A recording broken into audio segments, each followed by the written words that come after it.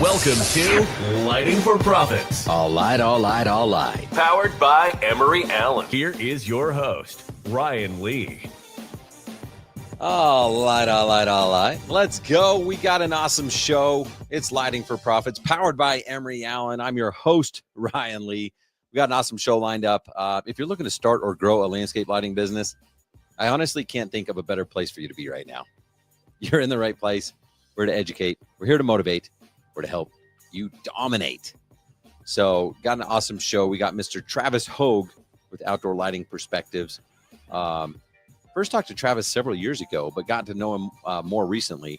And, most people are like, they have goals, they have ambitions, they want to grow their lighting business. And so I'm excited to have Travis on because he's done what not most people have been able to do, and that's grow a successful lighting business. And not just to like, $500,000-600,000, but like grow like a very healthy business where he's not doing everything. He still does a lot, but he's not doing everything. He's not wearing all those hats. And so excited to have Travis on. We'll hear from him in just a few minutes. Before we have him on, I want to thank you guys so much for your support. Really appreciate it. Means a lot. And I'm still asking for those 5-star reviews. So if you have not given us a 5-star review for Lighting for Profits on Apple or Spotify, please do so, please. But again, we got Travis Hogue with Outdoor Lighting Perspectives coming on in just a few minutes. Before we have him on, I want to ask you something. Do you keep blaming others for your problems? Are you a reactive business owner versus a proactive business owner? Did you experience a slowdown this year? I talked to a lot of people and it's like, man, I don't know what it was, but it's slower. It's probably just the economy. It's probably just something the government did. Some of the best advice I ever got was actually early on in my career. And it was from my first sales trainer. And he told me, control the controllables. And I don't know if I knew exactly what he was talking about at the time, but I've applied that principle almost every day, or at least tried to. You see, when I launched my lighting business, it was right before the 2008 housing crisis and the housing crash. And we went from thinking I thought I started and things were going pretty good. I was selling $10,000 job, a $25,000 job. I was like, holy cow, this is going to be awesome. So I went from thinking I had it all figured out to trying to figure it out. And at first I was like, well, the economy, I made the same excuses that I see people making today. Well, yeah, of course it's the economy. I mean, what are we going to do? We can't sell $25,000 lighting jobs.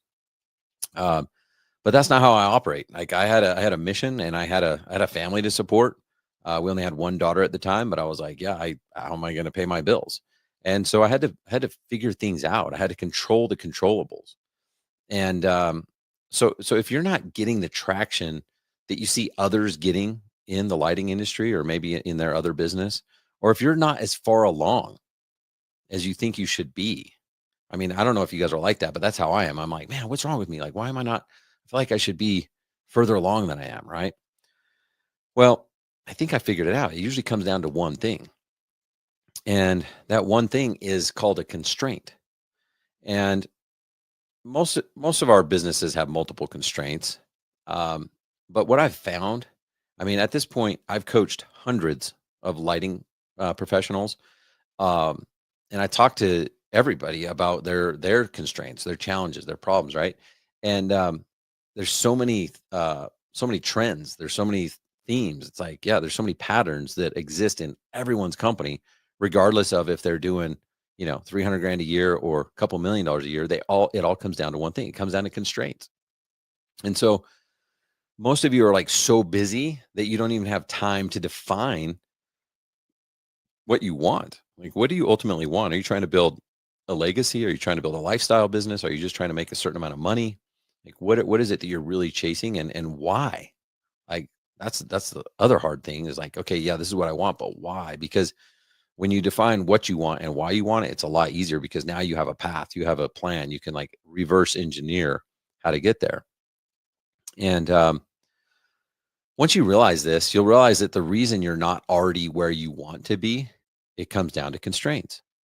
And so some examples of constraints are time. Time is always a big constraint. Money, also a big constraint. It's like, oh man, if I just had more time, if I had more money, if I had an extra $100,000 in my bank account, what would I do with that? Right. So time and money are the big ones, but there's other constraints that could exist, like labor. Maybe you can't get the work done, at different phases. It's funny because some businesses are like, I need more leads, I need more jobs, I need more money. And then other business like, dude, I got too much work. I can't figure out how to get it all done. Right. So what's your constraint? Another constraint could be knowledge, could be skill set, could be connections, could be belief. For most of you, belief is always there, right? And so, but here's what I figured out is most people are overthinking, planning too much, performing busy tasks, and you're doing these busy tasks because it feels good. It feels busy. And then you're like, oh yeah, well, at least, I'm working my ass off. It's like, but is that really helping you get to the level that you think you deserve and you think you want, right? And so if you'll spend some time to really identify your biggest constraint, and then once you identify that, like focus solely on that constraint, then suddenly all of your energy, all of your attention goes to that. And guess what? You solve the problem faster. Because I would say probably about 80% of the businesses I talk to, their constraint is actually money. It's money and time. But really, if they had more money, they could buy back their time. And so if you're saying like, well, I got this, I got that, I got, whatever, and you just can't figure out where to start and how to get traction, you need to solve the biggest constraint. And the biggest constraint is, how do I make more profit? How do I make more money? And it really comes down to focusing on that. So if I'm a struggling business owner and I don't have enough time to get all the things done, and I know I need to hire people and all that, well, then I'm not going to waste my time doing small activities that just keep me busy. You got to eliminate all the distractions, put the blinders on, and focus on the one constraint holding you back. So if it is money, then what are you going to do in the next 30 days to generate an additional $100,000 in revenue and $30,000 extra in profit? Like that's really what that should be the problem you're trying to solve, instead of like, well, I know Ryan said we're supposed to build systems and processes, and I know I'm supposed to do this, and yeah, we got to build culture, and like, yeah, these are all good things, and at some point you'll need to tackle that in your business. But is it the one constraint holding you back? And maybe, even we just put on Secret Summit, and at Secret Summit we had, I mean, a ton of takeaways, right? And some of those takeaways might be a distraction. Just because it's a good thing to do doesn't mean it's the best thing for you to do in your business right now. Throw it on a list somewhere. Like, okay, let's make it. But is it a priority? And the number one priority should be the number one constraint that's holding you back in your business. And literally, like 95, if not 100% of your focus and attention should be to solve that constraint. And in too many cases, I see too many people devoting 20% of their time to solving their biggest constraint, or even less. And like, then they wonder, I don't know why I can't get traction. I don't know why I'm not moving forward. Well, it's because you're not devoting enough time and energy and focus to solving that constraint. You're getting distracted. You're filling your time with unnecessary activities. And again, it's not your fault. Like, it's really not. Like, this is just how humans are wired. We seek comfort. And so it's like, well, I'll just do this because this will get me by for today. For example, maybe your sales process is a little bit janky. And so you're just like, well, I'm not going to solve this right now because I don't have time. But what if you spent an entire day and said, you know what, next, make up a day, Tuesday or Wednesday, I'm going to not do any work. I'm not going to focus on anything else. I'm going to solve that problem, so that now when I go to meet with people, I'm going to solve this problem one time and increase my closing rate by 10, 20, 30%. And now all of a sudden that solves the money problem.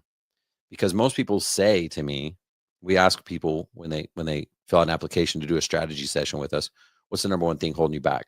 What's your biggest challenge? And I'll ask a lot of people this, and it usually comes down to, I need more leads. And when we really dissect their business, like, getting more leads is actually not going to solve the problem. In fact, it's going to make it worse, because it just makes them busier. And if you haven't really perfected your pricing and you haven't perfected your sales process, then getting more leads is just making the problem bigger, because now you're just going to be busier and you're wasting more time every single week. But when you can dial in and make sure you have your price exactly where it needs to be, and you're making the profit you deserve as a business owner, and you're closing effectively, now all of a sudden you get that two extra deals a week, and now you got another constraint. Now you're selling more jobs, you have more money, and now you're like, how am I going to get this done? That's when you move to the labor constraint, right? So I just want to this was on my mind just because, again, lately I've been having all these conversations, and people don't understand what their constraint is. They don't even take time to think about it. They don't strategize. They just keep being reactive to everything that happens around them, reactive to the economy, reactive to the government, all this stuff. And it's like, no, that's not how this works. Control the controllables, be proactive, stop making excuses, stop blaming others, stop blaming your circumstance, stop blaming your location. You can do this. It requires you to be intentional. Okay. And, maybe I'm just in a mood. I think I'm in a mood. But the reason I'm sharing this is because I've been there. I've been in that circumstance where I want to blame everything else, and I want to, assign blame elsewhere. But when you control the controllables, it gives you back that power. It's very empowering, because now you can do something about it. Because when you make excuses and blame others, you're helpless. And I don't like that. I don't like that feeling. I like to know that, like, I can do something about this. So, and I'll tell you, I don't care where you live. I don't care what the state of the economy is. You can still control the controllables. Okay. You can't control the weather. You can't control if someone yells at you. You can't control if someone quits, whatever. Maybe next time, maybe you could do a better job recruiting. Maybe you could do a better job training, like all those things. But right now, you need to identify your constraint. What's the number one thing holding you back? I'm telling you, put all your energy, all your attention, everything to that. And if you're doubtful, then do it to prove me wrong. Do it for a week and do it to prove me wrong, because you'll find that it's not wrong. And it's the thing that you need. You need focus. You need intention. You need to go after the number one constraint holding you back. And you'll see that it's liberating. You'll buy back your time. You'll have freedom. You'll have focus. You'll feel like you actually are on track toward your trajectory. So when you hear people say, work on your business, not in your business, this would be an activity you could do. This would be like, okay, like, working harder has proven the last 5 years to not work. Okay. So next Tuesday, I'm not going to go on a sales appointment. I'm not going to go do an install. I'm not going to do whatever. I'm just going to work on my business. I'm going to figure out what I want in life, why I want it. And then I'm going to reverse engineer the plan, how I'm going to get there. What's the number one constraint? I'm going to solve that problem. Just do that. That's step one. And then don't worry about constraint number two. Don't worry about, well, yeah, what if that happens? How am I going to grow the labor? Don't worry about that. That's not your constraint right now. Your number one constraint is, how do you make more money? So go solve that problem. All right, guys. Oh, you know what? I should probably thank Emery Allen.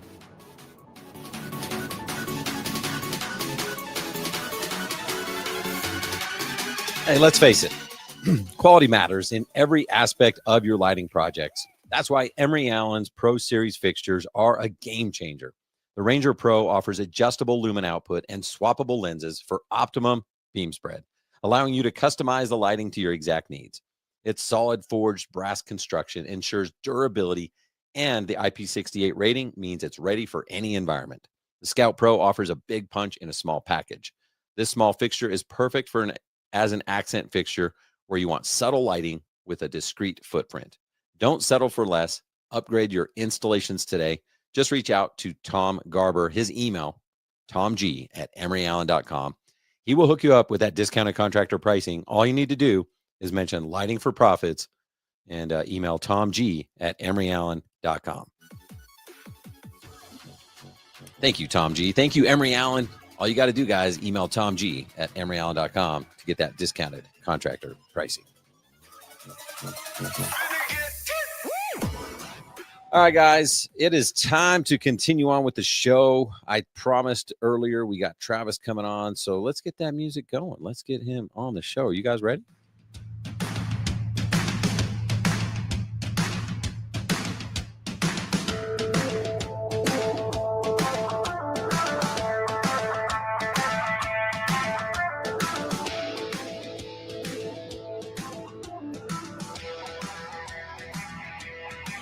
Welcome to the show, Mr. Travis Hogue. What's up, Travis?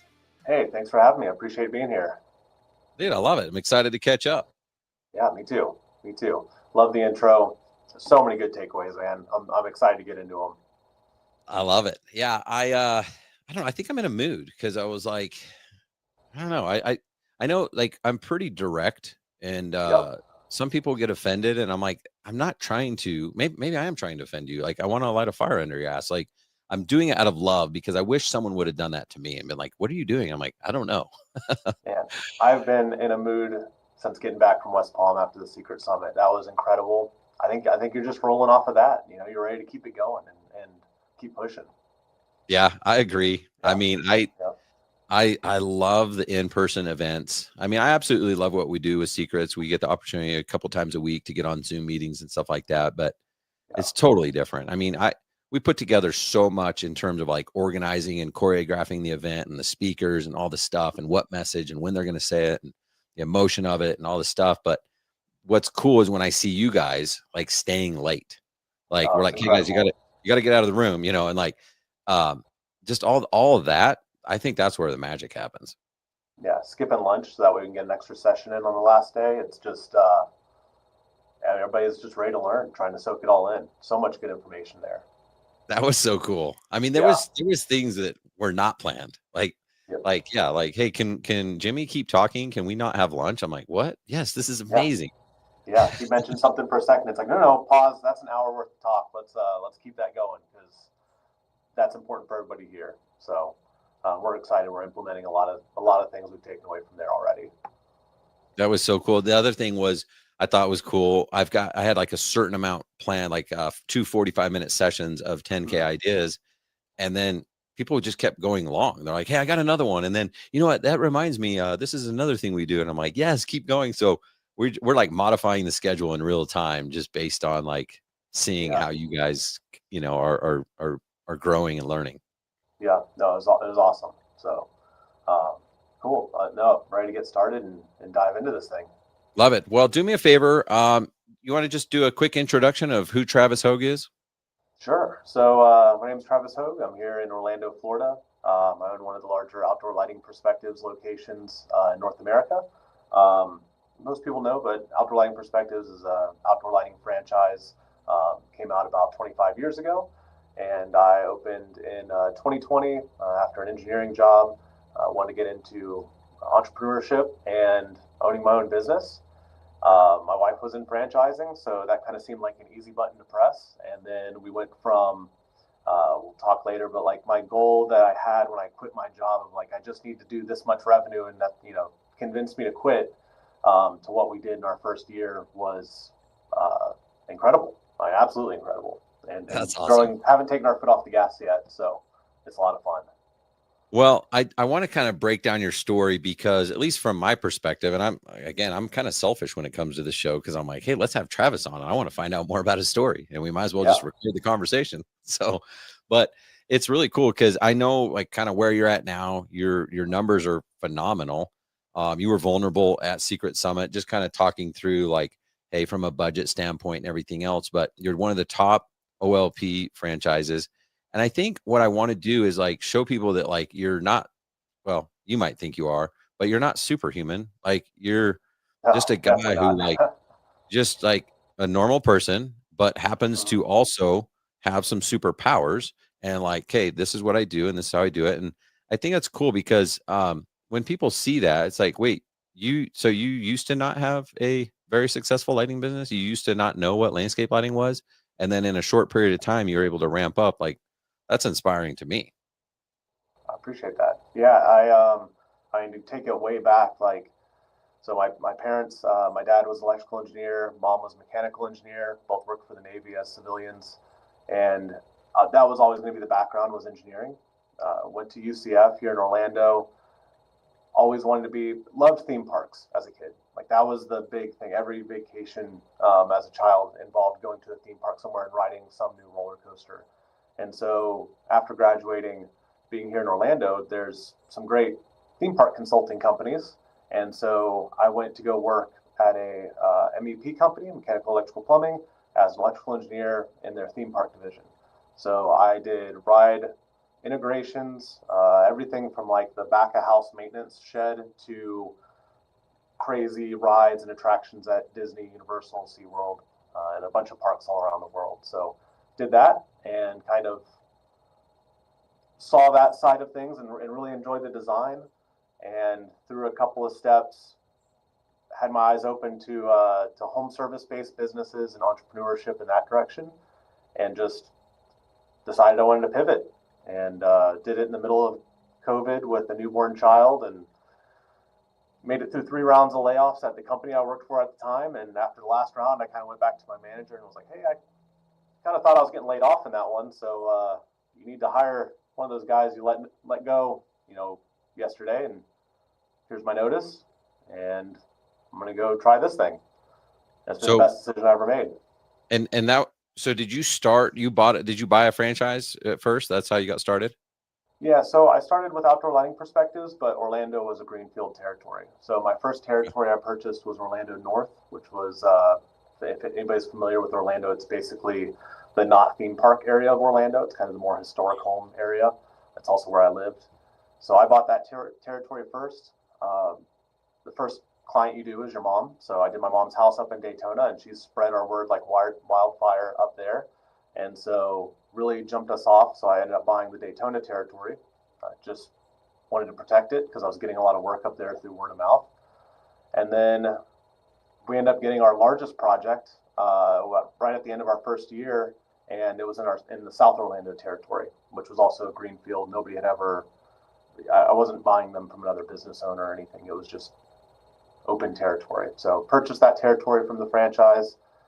And then in late 2022, early 2023, we expanded down the east coast of Florida, all the way down to through West Palm Beach. So it's been a lot. And all greenfield territory. They all were okay. No OLPs in those areas before we started. How many did you end up buying then? So we own 7 territories now. So 4 along the coast of Florida, and then 5 across the coast of Florida, and then the 2 here in Orlando. So big continuous area. Cool. So yeah, that's interesting. You like quit your job and then did it. You didn't have like starting the new business while you were working somewhere at the same time. There was no overlap. There was no overlap. There was 2 weeks sitting in my pool waiting for SBA funding to come in so I could start and turn the lights on. So that there's actually was there not an overlap, there was a gap where we were waiting for LLCs to get created and all the paperwork to happen so we could start operating. So how hard was it to get the SBA funding? That was probably the trickiest. So we can go into funding conversations, but I utilized a rollover for small business with a 401k to help fund the business as well as an SBA loan. The SBA loan during COVID there were a lot of people going out and starting businesses or needing SBA loans to keep their businesses running. So the SBA was way backed up. It took probably 3 to 4 months to actually get that all sorted. We're actually working with the franchise was nice because I don't know how public it's supposed to be, but at the time they kind of deferred some franchise fees and startup costs that were being paid to them while the SBA loaning was coming in. But it all worked out, and the day I got my loan, that all got settled. So it worked out well. Cool. Well, and then you mentioned like, was there a number where you're like, okay, like we're gonna try this? Yeah. And like everyone wants to make as much money as possible, but there's always like, if we can just do this. Like I quit my job on a pro forma, Excel spreadsheet of like project cost, and it probably only had maybe 14 cells and 3 equations filled out, and the final revenue, I think, was something like $280,000 was my first year goal. And I was like, man, if I can do $280,000, like we're on easy street, baby, keep it running. And so we got started and we continue getting into it. But I guess I'm a little more competitive than I thought I was going to be. And they're like, oh yeah, the top franchisee in the first year did, around 700,000 in their first year. And I was like, great, I'm 701. We got to beat that. And then, as a lot of you know, COVID 2020 was a great time for home service businesses, especially exterior. And so Orlando was an excellent market. A lot of things aligned, and we ended up actually doing over $1 million in revenue in our first year. I've spent more than that to do $1 billion in advertising and kind of operation startup cost. And, it was kind of my thought to the business once I got rolling and realizing that a lot of people want to buy landscape lighting, which I don't know, I quit my job for it, but it actually surprised me how much landscape lighting work there is out there. And so my thought immediately was like, okay, well, if I want to be this business owner, I'm not going to try to do this nice slow growth and take little profits over time. It's like I want to run this thing as close to break even as possible and grow as fast as we can. And then when I want to turn the profit on, now I've got a big area under the curve that we're just, profitable and able to reinvest that in the business or take its profits, which is the goal. So, I mean, $1 million a year. I mean, there's a lot of lighting companies that have been around like 10 years, 20 years that still haven't hit that number. I mean, You're like, wait, what? So what did you do? I mean, you said did you spend more than $1 million? Like you didn't make any money? Yeah. So we spent about 1.1 our first year. So we were about 100,000 in the hole after the first year. Does that mean you paid yourself though? I did pay myself. I think I took a 50,000 a year salary, which was less than I was making as an engineer, but it was what my family needed for us to kind of, make all of our family costs. I had 2 kids at home and mortgage and all that other good stuff. So that was the amount. So after that, you could say 50,000 in the hole after. Yeah. Take home.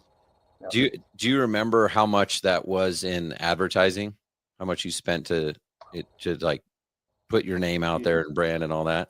Yeah, we spent. I want to say the first year was around 130,000 in advertising, maybe even more, maybe more like 160.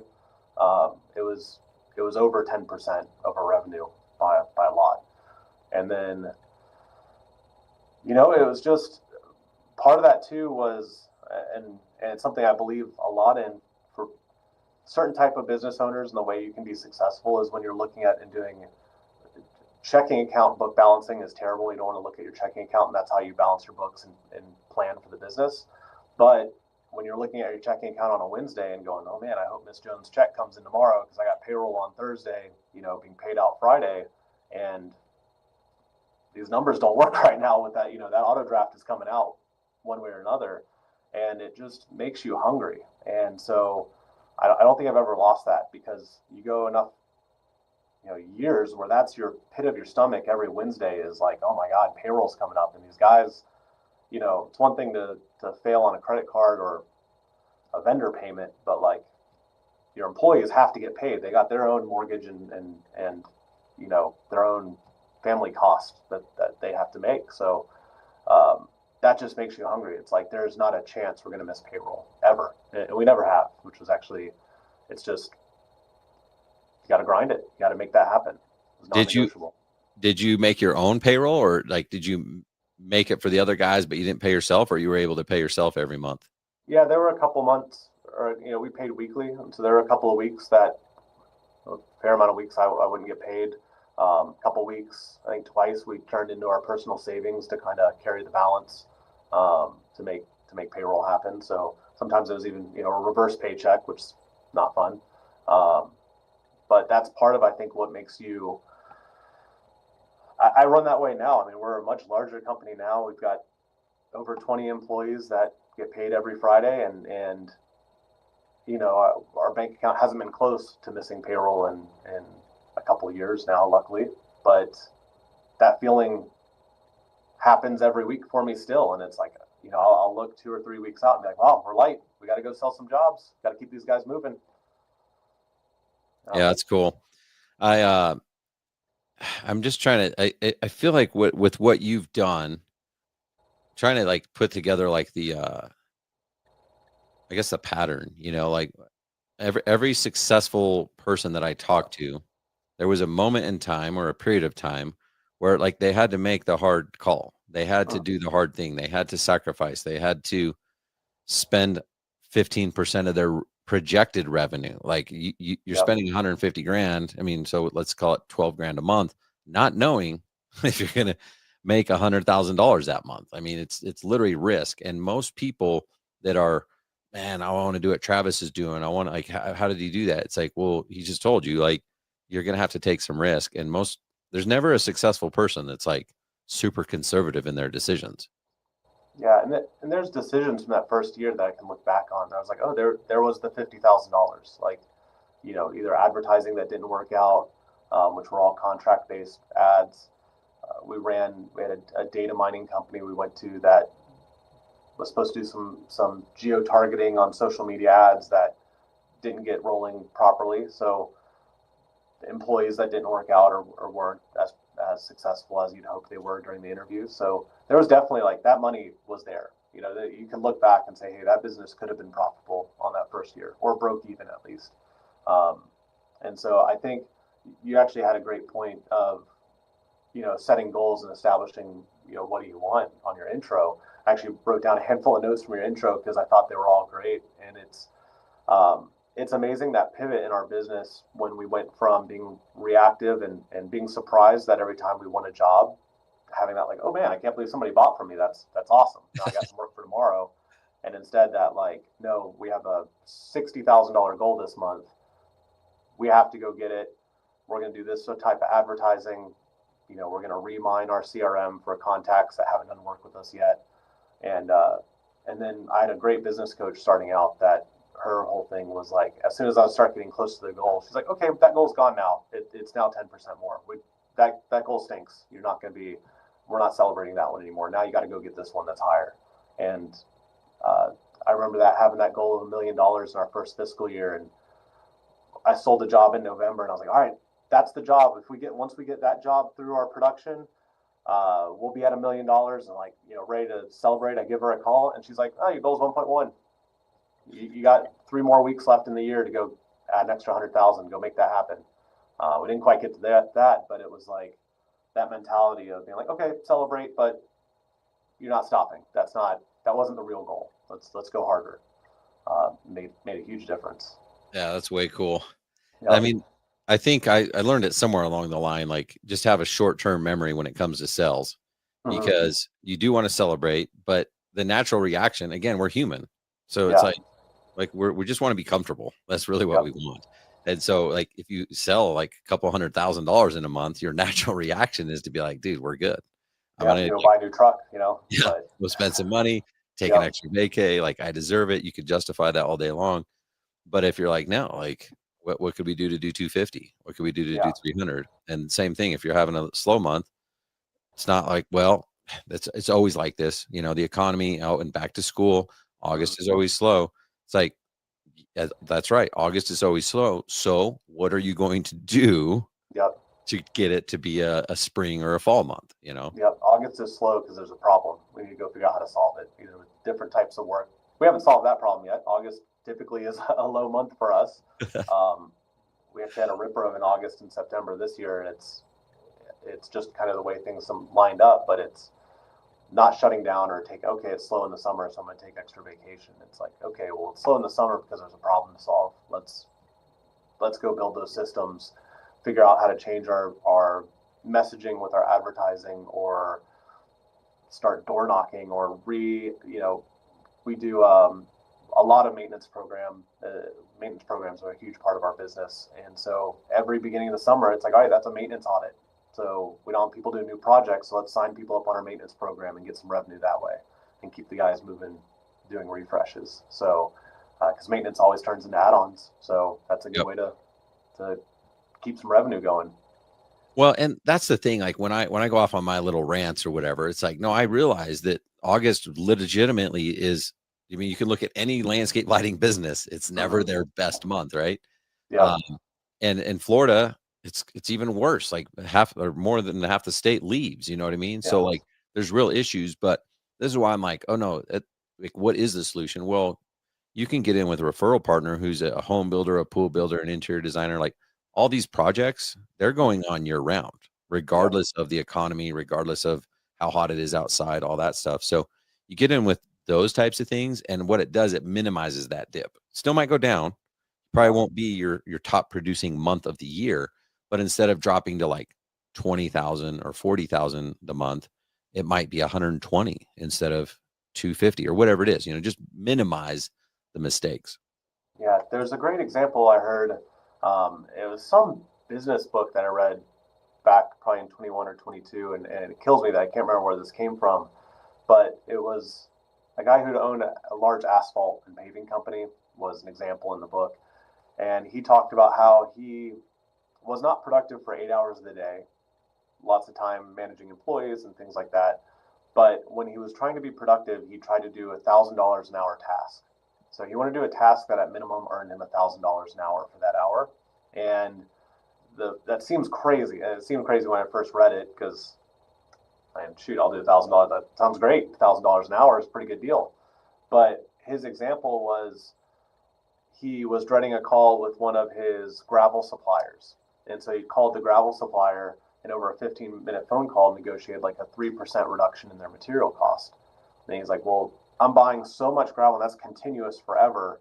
That task right there, it only took him 15 minutes, was probably a $50,000 an hour task to make that phone call. And so during those slow times, it's like, okay, well, we're not making the revenue necessarily. So let me go knock out some big $1,000 per hour tasks by developing systems or creating new market, looking deep diving into our marketing, going to networking events. The networking event's a great example. You spend a couple hours a month, in the right event, maybe with home builders or other trades. And those can turn into 6-figure a year partnerships that go on for as long as you maintain them. So sometimes it's not necessarily about like, okay, what revenue is coming in the month of August? It's like, well, what are you doing in August to push the revenue for the next 12 months? And I think that's a great mental shift to have. Love that. Yeah. I mean, I can't think of a better way to grow a lighting business than to do what you just said. Yep. Because you can go knock on doors, and I did that too. And it's just one project at a time. Yeah, I do it still. I think I shared at the Lighting Secrets Summit. One of the things I do is every now and then when I'm driving around, if I'm running errands or sales on the weekend or whatever, if I'm driving through some of these nice neighborhoods, and it kills me to see a beautiful home that needs our service, that has existing lighting that's maybe not maintained or not proper, and especially when the lighting is not like it's on in the middle of the day, it's noon, and one of the lights is pointing at the road and it's bright. I'll just pull over and I'll knock on that client's door or that person's door, and I'm just like, hey, I'm Travis with Outdoor Lighting Perspectives. You've seen our vans driving around. This is killing me over here. I don't even need your contact info. Like, can I show you how to fix timer real quick and we'll just get this sorted? And, that turns into projects every now and then. They're like, oh yeah, this has been a problem of mine forever, and you do this thing for free. Next thing you know, you're swapping, business card or doing a proposal on the spot. It's happened a couple of times, and it's just like, can't help myself, I love it, dude. I love it.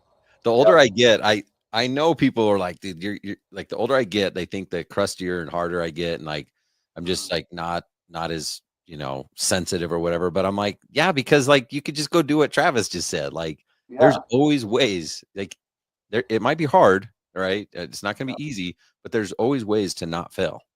I think one of the other things that is one of our admins last year told me. So I'm lucky. My younger brother, also an engineer, is my operations manager here in Orlando, and that was amazing to be able to hire a family member, especially someone I love as much as my brother, and having this business also support his family is excellent. And so bringing him in, and things seem to go our way a lot. And so our admin was like, oh, it's the Hogue luck. And it's like, okay, I had one thing work out, but you didn't see the 9 in the background that I'm trying to develop, or in the 7 that turned into dead ends. So yeah, it might seem like luck, but it's because you're not seeing everything that's going on in the background. It's a lot, a lot of plates spinning, and trying to find out which ones need to keep spinning and which you can let hit the floor. And yeah, it was really funny having her like, oh, so lucky. It's like, well, I don't know. I'm glad it looks like that. You're lucky. You're so lucky you bought all those territories and spent all that money on advertising and risked everything. Yeah, pretty lucky. It's pretty lucky. But no, it's been great. Our operation here had some great employees that we've hired. It really does take a team, and having great people in your on your side. Luckily, this summer was actually able to. My wife was able to quit her job. She was a national director of advertising. she came into our business to help on our marketing side and Sweet. and help in the office. I said my brother works here, which is incredible, and then we've got near 20 employees additionally off that between technicians and admin and sales, and it's cool. It's really cool to have all that going on. Sweet. Well, one of the things that can happen, and I think you guys are in this state right now where you get some momentum, you get economies of scale, you've got you're able to kind of have your office do things for different territories and stuff like that. And so I want everyone to get to that point. Like, it's really hard to run a $1 million lighting business because but if you really want to run it right, it's going to cost you 1.1 million. You know what I mean? Like, there's just a lot of people and resources that you need. But if you can get it up to these higher revenue amounts, the profit can actually increase. So how did you know when to go into these new markets? Were you like, I don't care, I'm just going to take the risk? And I think that's what people are afraid of, is like, well, I don't even have my system together, and now I'm supposed to go into this new market. Like, how did you have the courage to do that? That's a great question. I think it was just like what we were doing in Orlando, first with Orlando North and then Daytona was having such traction and growing. And then with the way our outdoor lighting perspectives works, basically you buy a territory, but you're free to work outside that territory as long as you're not in another OLP territory. So I was kind of like on this island and I didn't have any territories around me. And as I started working, we were getting clients like in South Orlando. And so it kind of became a thing of like, well, I want to protect myself in that territory. I don't want that territory to be sold to another franchisee. And now we're splitting Orlando between, me and it's not really a competitor because I'm not allowed to compete with that person. Yeah. And so I said, okay, well, I need to buy that territory to go ahead and protect myself there. And if I was an independent lighting company, we'd been doing business there, and there wouldn't be that territory purchase item. The big jump was jumping down to West Palm and opening that office down there, and that was kind of a couple of different things. I brought on a partner, Kenny Kaufman, who owned Outdoor Lighting Perspectives of Charleston and Columbia, South Carolina, and him and I were talking during a franchise event, and he said, I want a part of Florida. So I brought him into Orlando as a partner, and then together we went and purchased the territories down towards West Palm Beach. And I had a great lead technician in Orlando that we could tell was going to want more. And so his name's John, and John was doing awesome here in Orlando and was really kind of running into that number 2 position with Corey operating Orlando. And we said, hey, John, we got an opportunity. We want to buy this market. This works if we can move you down there. So he agreed to move. We put him into a position where he was actually going to earn ownership of that office, similar to Corey has here in Orlando. So they're actually earning partnership in the company. Like earn actual equity? Actual equity. Yep. Without them coming out of their wallet? No, 100% sweat equity. Sweet. So put him down there, gave him a piece of it and said, this is yours to earn. And John's been doing great. And that, having someone like that you can trust, that also has some ownership in it, I think was a big part of what made that successful. And then, of course, earlier this year, Kenny took a step back out of Outdoor Lighting Perspectives to go to the manufacturing side, which is super exciting, and love having that for him. And so we bought him back out of the business here in Florida, and yeah, it's been great, and still close friend and business coach and life coach and just generally a great person. So, and now also vendor. So he's okay. Yeah, he's okay. Yeah. We don't need his head getting any bigger. Love you, Kenny. It's all right. Sorry, it takes extra large ball caps, Yeah, we had to order bigger hats for him. Sure. Well, I mean, those are big things though. Like, I'm thinking, okay, buying a new territory, taking on a partner. I mean, dude, that's scary stuff. What did you just go in blindly? Did you like hire attorneys? How did you figure this stuff out? Was it just because you had a relationship? I mean, there's partnerships that work and there's partnerships that don't. So wondering how this one worked. Yeah, it was the worst deal someone could possibly make from an attorney's perspective. It was like handshake, small forms, for our partnership down into South Florida. I mean, when we first were buying that territory, it's like, all right, we're going to be 50-50 partners. And the attorney's like, someone's got to be 51. Like, you got to be able to someone's got to be able to overrule if you guys end up, at an impasse. And it's like, no, this needs to work with both of us. So we got to go and do it like this. And I don't know, my kids call him Uncle Kenny. So, like, how bad can it be getting in with someone like that? So, it's, terrible business idea. Don't do that or take legal advice from there, but it did work out really well. I guess maybe it is some Hogue luck of just trusting the gut. And, I think another big part of this, I learned also from my first business coach, was being able to say yes or make decisions quickly. That's been a big part of our success. I think I do a really good job of analyzing choices and being able to quickly come up with a yes or a no, and either not waste time with something or go all in and make sure to see it all the way through. And that being said, really is setting up a good team that can see it through. I think I'm a little too ADHD to actually see most of the projects through, but I can get them enough where I can hand them off to somebody and say, hey, I need you to go finish this and implement it. And that's been a bit of a superpower, I guess. Yeah, no, I love that. Yeah. I think most people are afraid to do that. I mean, when you look at when we get on the phone with people to join Landscape Lighting Secrets, or when I see them saying, I don't know, should I go to this event? It's $350. Is it worth it? I'm like, I mean, it might not be worth it. You don't know unless you buy the $350 ticket and go and spend 2 days or whatever it is. It's like, again, you got to make decisions quickly. And if it's no, it's no. It's just like, okay, move on. But if it there's no maybe, it's like, just do it. And then if this is how I live my life. Worst case scenario, I'm wrong. I'll spend $50,000 a year now on a business coach, and like I just bought a $20,000 sales training program, and I buy all this stuff, and like it's not all awesome. Some of it I'm like, that was not worth 50 grand. That was not worth 20. But I always find out, like, okay, how to squeeze out the $20,000 worth or whatever. And it's like, well, okay, it didn't work. So what am I going to do to like now pay for that mistake? There's always a way out. No, and I think that's something that's a bit inspiring or thinking of how you get value back out of things. So I think a great conversation at the Secret Summit was that the business owner versus artist conversation. And so, the conversation was most of us in lighting, we're in it because we love lighting. I love our projects. It's incredible to see our work and surprise our client. Actually, I love hearing when the client's like, wow, I didn't think it would look like this. And it's like, man, you gave me $20,000 and didn't think it was going to look like this. Like, yeah, okay, exactly. Cool. Pretty, I guess I could have charged more. But to get that response, or, to have that artistic look.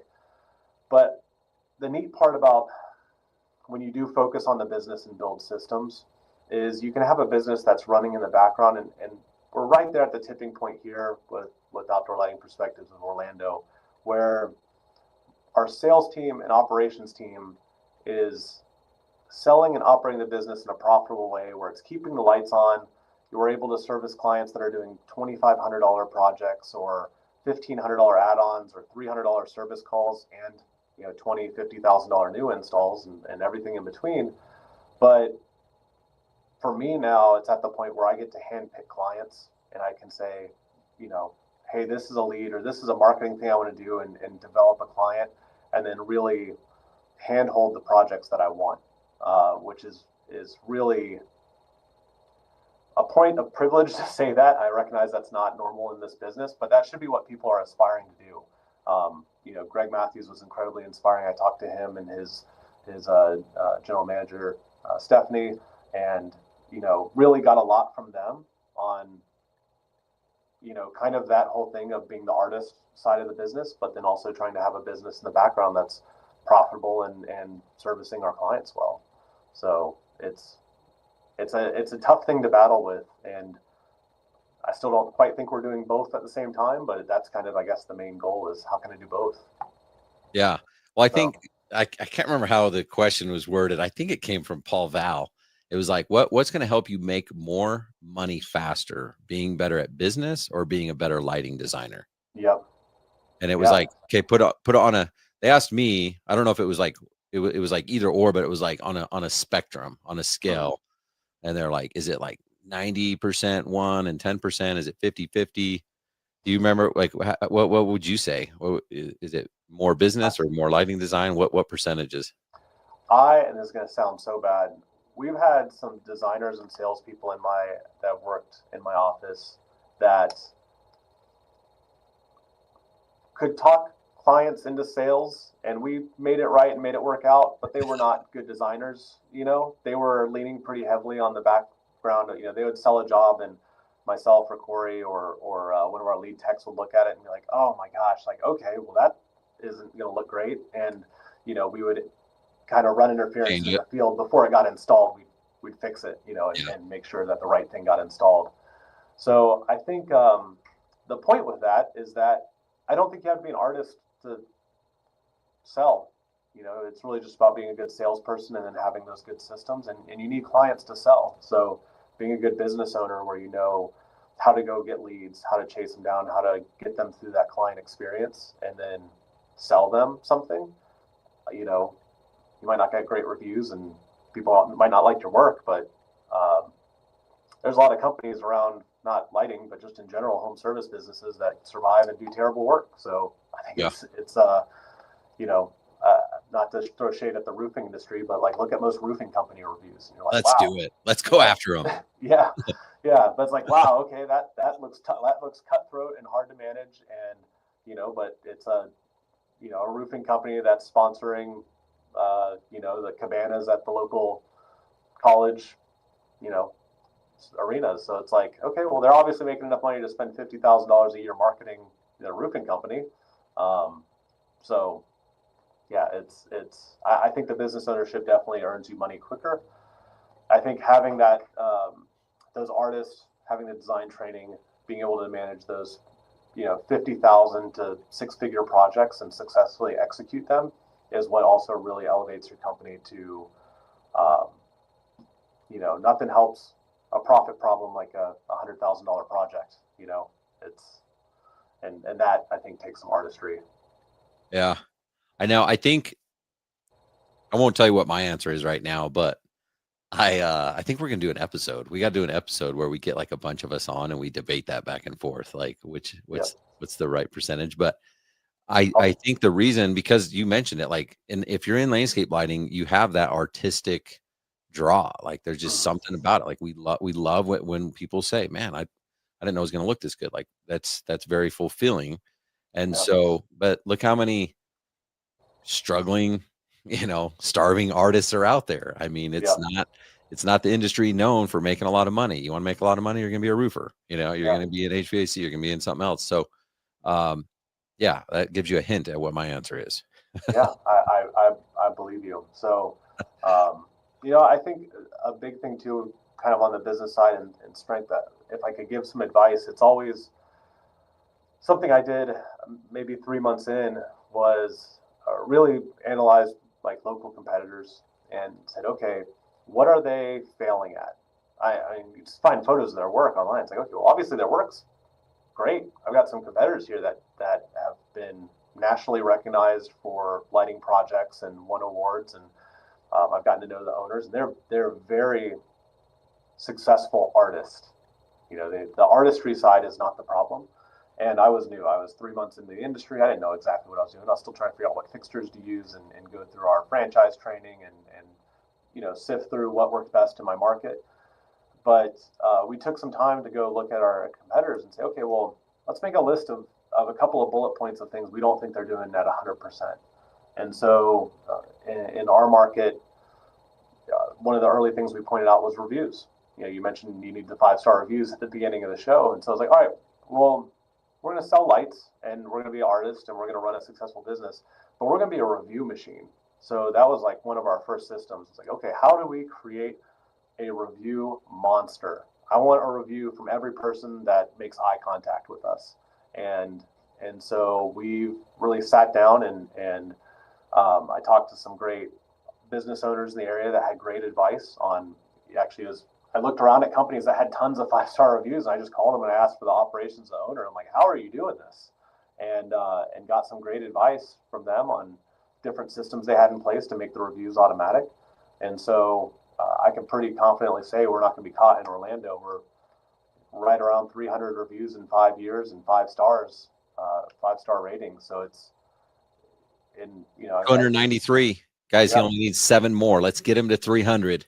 yeah. We'll be at 300 probably the end of next week. Right now, our review, we're getting between 4 to 10 reviews a week right now. That's awesome, man. Yeah, and that was just like, okay, well, let's figure out how to do that. And that was a business problem to solve. That wasn't there was no artistry in that. Very cool. What else are you doing to grow the business? I mean, 5-star reviews obviously help. What's working for marketing? Yeah, so I think like most people, we've seen print marketing, the way that we've done it traditionally, is down. We do a lot of marketing. We actually handle a lot of our print marketing in-house. So we do a lot of every door direct mailers. We send out around 3,000 pieces of every door direct mail a week out of this office. And so that's been our best print marketing return, but it's still not our best marketing return. Most of our online marketing, and really, if there's a way to spend money online with marketing our business, it's being spent. So SEO, Google My Business, Facebook, anything, any of the Meta suite, LinkedIn, we're investing heavily in all of that. But I do think that there's some success out there, especially for smaller companies where you can do more hand holding. I think deeply analyzing who your clients are, and you don't have to necessarily go out and buy a list. You can cruise around the neighborhoods that you want to do work in and kind of look around and try to find the homes the projects that are out there, and try to think of how do you directly engage that homeowner. And so we've got a couple things I'm not going to give out, but we've got a couple of ways we've been doing that here in Orlando. Just started a couple of weeks ago. That's sweet. And had a lot of success. I'm actually waiting on a call back for a 6-figure project that we have a call scheduled with that client right after I finish with this. So I love it. It's for a $5 lead, it costs $5 to get in contact with them. So there's lots of cool ways to generate business. Yeah, we had a competitor that was, we started to be kind of like the bigger dog in Dallas Fort Worth. There was other big companies, but we were like a nobody to like a somebody. And then a new company came into town, and like I was like, how did they get that job? I mean, like a big ass job, and their yard signs out in front. I'm like, dude, that's like my home turf. Yeah. I mean, that just like makes you sick. You're like, how did they get that? And then you find out, and just like, wow, like they were just more like resilient. They were just like trying harder than me, like they just figured stuff out. It was literally just a mailer, a letter to them. And I'm like, gosh, like that hurt. The thing that kills me with that is when you get a call from somebody and they're like, man, I've been looking for a company like yours forever. And I'm like, dude, I sent 7 pieces of mail to your house every single year for the past 4 years. Like, what are you talking about? I've been here. My van drives by your house every other week. We've been here. Not looking very hard, but it's that right time, right place. So I would also say that's in our industry, that is a little bit of a benefit of, if you want to get into a little bit of the franchising versus independent, we get a lot of leads through people that move and used an outdoor lighting perspectives in another market. So, or people that have vacation homes. So for us, like our West Palm market has a lot of clients that have homes in the Hamptons. And so the outdoor lighting perspectives franchisee up there, Andy, him and I are close. And, there's leads that go back and forth, and we cross market each other's clients and let each other know, hey, we did your home in West Palm. I don't know if you have a home up in New Jersey or up in the Hamptons, but if you do, and we've already checked, here's an email, and we're trying to make that introduction to make it happen. So that's kind of a neat way to handle that as well. Yeah. Well, even if you're not like handing it off directly, I could see that. They're like, oh, we used OLP here. We moved to Colorado or whatever. There's probably one here. Google it, and they get a lead just because of that brand. Yeah, that happens a fair amount too, and it's always fun because then I'm always calling the other owner, and I'm like, hey, do you remember, Miss Smith? How did that go? Or what was her budgets like? Was she a stickler? Or what did she like? We had a client recently that came from the South Carolina market, and I called the owner up there, and he's like, oh man, she loves turtles. You're gonna get there. She's definitely gonna have a turtle statue in the yard somewhere. You need to light that up. picture color changing lighting, put it on the turtle. That job is sold. And he was right. She had 3 turtles in the yard. We lit all of them up. She, is a pretty reasonable sized property. And, but it was just nice having that kind of in where it's like, oh, this is what you want to do. And that was pretty cool. That's awesome. Yeah. As you look back and think about, like you said, like, oh, that first year, I probably could have done this different. I could have done that different. We all have those things. I don't view those as failures. I think they're just learning moments. But is there anything that you're like, yeah, this is like, it really comes down to like, I would have hired this person sooner. I would have. I mean, is there a certain move that we could share with others that's like, this is going to be the thing that helps you get unstuck from where you're at? Yeah. I think something I see a lot of lighting companies, even within our franchise system, even though they hear from me and others trying to tell them, trying to fix this. One of your most important first hires is your admin, your first admin. It is incredible the revenue that an admin can bring to your business and how much stress a good admin can take off your plate as the owner. It's having someone consistently answering the phone that is personable. When I first started, and our admin Sarah, she's still with us now, and she was one of my first hires. And to go to a client's house, and they're like, "Oh, I own my own small business." I love Sarah on the phone. You're so lucky that I like you in your company, because I would poach her if I didn't like your service so much. Oh, that's sweet. And it's like, having that response, and then having someone that's driven in that position where they're doing your maintenance audit, they're following up with holiday clients, they're following up with expired proposals, they're doing your accounts receivable. There's so many tasks that they can do, and it's a real expense. I mean, an admin should be, between 40 and 55,000 ish for kind of an entry level admin a year, for total salary. And but that can be a lot for a business that's making 500,000 in revenue. But an admin's what's going to help take that 500,000 revenue business to 800,000, just because of following up on leads that you're already paying for. That's another part. You're paying so much in marketing, but if you're not answering the phone, you're not getting back to people quickly, you're lighting that money on fire. You might as well just have less leads. Maybe try to focus on having a little bit better leads, but that you can handle, but not as many. Because if you're not answering the phones, then why are you trying to get the phone to ring? So I think that's probably somewhere where we could have done better, saved some money, was having that position hired a little sooner, and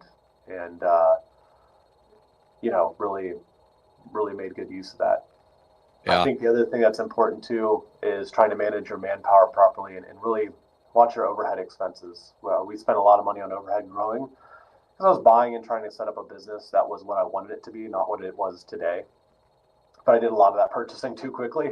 And so there was a lot of you're paying a lease on a van that's sitting in the driveway most days. And it's like, oh, that kind of stinks. It'd be better to have that money to do marketing or towards an admin or something else. So, and then I think lastly is knowing your pricing. I look back at what we sold jobs for the first 6 months of being in business, and I was giving the dang farm away. It just, I couldn't believe that people were willing to pay what they were willing to pay for our product and our expertise. And so I thought the way we got business as a contractor was to try to be competitive, and the way I knew to be competitive was to lower my price. And I think that was helpful at the very, very beginning with establishing some clients and word of mouth and getting into neighborhoods and getting that referral-based business. But I definitely took too long to raise our pricing. I was actually listening either to a YouTube video of yours or a podcast that you did, or I think at that time in 2020, it was probably an email that I got from Landscape Lighting Secrets. And it talked about raising your price. And I was in the car at a stoplight and pulled our CRM out, and I just blanketed 10% increase across the board to all of my That's parts crazy. available. And I was driving to a consult, and at that consult I presented the guy with the new pricing. He's like, "Oh yeah, sounds good." Hands a check, and I'm like, "Dang, I just made an extra $1,200 on that job because I read your email and changed my pricing in the car." And and that was all profit. The job didn't get any harder. It just was priced differently. Dude, that's epic. And that was good, because back then when our prices were cheap, we were not a profitable business. So Yeah. we were giving it away, but not for any good reason. So I think those are probably three things that, looking back, I would have either done sooner or changed for sure. That's cool. I only take I don't know, I just changed my price. I only take 20% of that, Yeah, that 1200. fine. Yeah, just send it Sounds over. good. Yeah. Yep. I think it's cool to hear your perspective, because like these are all the things that I went through. You know what I mean? Yep. Like, I don't think we're that unique of business owners and people. It's like, it's a lighting business. We're all going to have the same roadblock. So I'm really hoping people are not just like getting inspired by what you're talking about, but like writing it down and then like, okay, so what are you going to do? Are you going to hire your admin? If, okay, I can't afford it, what are you going to do to be able to afford it? Because Yep. it's not an expense. It's an investment. Like you said, like, well, maybe they can't afford it at 500 grand. Well, they can at 8, and they can't get to 8 unless they have someone answering the phone, returning the phone calls, following up with leads. So there's just gold that you're giving them here. I think there's also a thing there of the difference between owning a job and owning a business. And it's something I didn't understand when I first started, but I quit my job to go into this business because I loved lighting, and I still love lighting, and I love what we do, and I think it's a really cool service, and it was something really niche that I actually didn't know a lot about when we started. And on my first install at my mom's house, it's started this business also in July, which is a great time to start a business that's outside in Florida. And I remember laying on the driveway, trying to pull the pavers out so I could get the wiring across the driveway. I just bought a core drill, so I was trying to do that. Luckily it's my mom's house. I chipped the first paver. I'm like, dang it, And this job, which now looking back was probably 12 lights, and it took me 2 days. Get home dirty. My arms are raw. I'm answering the phone from like the SBA offices telling me there's more delays on our loan. And I'm like, oh my God, I quit an air conditioned job. I was working from home, comfortably and getting paid and all, doing all this. And I was like, this sucks. This sucks. I do not want this job at all. And that was a pivotal point where it's like, this has got to be a business. This cannot be a job. I'm not going to be 20 years from now laying in someone's driveway with skinned up elbows and sunburned and, having to go to the dermatologist twice a year for, check me out, make sure there's no skin cancer. Like, I'm not going to be that working outside for the next 20 years. So this has to be a business. It doesn't have to be a business today, but it does need to be a business soon. And that just really inspired me to go, okay, what learning, I was an engineer. I don't know how to run a business. So what do I need to do to learn how to get this to the next level? So, meeting you, hiring a business coach. I still listen to every business podcast you can think of, driving to and from work every day, and really trying to change it to say, being a business owner sucks as a job. So yeah, how can I pivot this so it still sucks, but it's not me also having to install every single lighting project I ever sell? How do I get systems and people that we can grow this into something that supports people and gives them a path to growth and is a real thing? And so I think that's important for someone to decide what they want. And waking up tomorrow and doing the same thing you did today, it's going to leave you exactly where you are today. So it's you got to look forward and make those goals and make that change happen.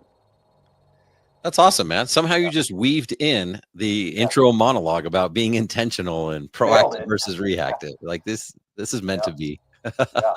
And I think it's important. I think that's something I've heard you talk about a lot. And every successful business owner you listen to at any talk they give, they talk about the business owner versus owning a job mentality. And it's so hard for that to soak in on people. And it's also so hard to do because you have to be attentive. It has to be on purpose. My office still multiple times a week, I've got time blocks on my calendar where I'm not allowed to do consults or take meetings because it's a, Travis Hogue working on the business 2-hour time block, because if it's not there, it gets taken up by every little fire drill that comes up. So beautiful. So they know, like, this is me working on the business. Yep. Don't come to me with a problem. If there's a customer, we'll solve it 2 hours from now. Yeah. If you walk by my office and you see me on my phone scrolling Instagram, go yell at me type thing. It's like, like I'm researching. It's, looking at lighting. Sure. Social media research. Yeah. Yeah. But yeah, that being intentional, it's so important. It's so important. And having a bigger plan and then a reason for working towards it. I think that's a great summary. And just keep that foot on the gas. We're going to be doing some big things this year in revenue wise. And man, I still have my foot on the gas. Like, we're not making payroll. I just don't know why. Well, it's a beautiful strategy. I like to wake up like I'm broke every single day. I don't care what's in my checking account. It does not matter. Like, when you get to that mentality of like, I got to make an impact, then it actually becomes fun and it becomes easy too. Yep. So it's really cool to see what you've done. Yep. Solving problems and puzzles, it's a lot of fun. It's a lot of fun. I think we got to get this. I think we got to get this on the air. Right now you're just known as one of the top outdoor lighting perspectives, but is your goal to be the top? Oh yeah, we'll be the top. Absolutely. There's not a question about it. We're, like I said, foot on the gas. There's actually, to shout out some other OLP owners, Bob Lyons over in Nashville runs an amazing operation, hugely inspiring. He's been the top for years and years and years. And I can't wait. I think he can't wait because it's the competitiveness. That's kind of the fun thing about a franchise. He's like, come on, you can't beat me. Like, this isn't even fun. It can't be untouchable. But Bob does some awesome holiday stuff at the end of the year. So his numbers go from like this to just like a complete vertical shift for the last 2 months. So it's always hard to build up enough that he doesn't catch you in November. And then Rick Norwood in Chicago, excellent guy, awesome to speak with, and great advice from him. And he's taken the Chicago market and really focused on that business over the past couple of years. And he went from a not on the list to trying to be the top dog also. And so Sweet. Love seeing that. Of course, Kenny, when he was here, he ran a great operation. And then I'm missing so many others, but the Florida markets are amazing. And there's a lot of OLP guys doing over $1 million in revenue. And that level of support is really inspiring to be a part of. And I think that's what kind of makes it fun and drives that push. So, but there's some good competition up here at the top, but we'll be there. We're going to make it happen. I love it. All right. Well, Travis, thank you so much for taking the time out of your day to come on here, sharing your insights, providing us not just inspiration, but some action items and things we can do in our businesses. So really appreciate you, man. Awesome. Well, thanks for having me. It's been great. Yeah, no problem. All right, guys. That was the easy part. Probably driving around. Now you just got to implement. So find 1 or 2 things. Travis shared a lot, but 1 or 2 things that you can actually implement. Go make it happen. Get intentional. We're here for you. Have a good week, guys.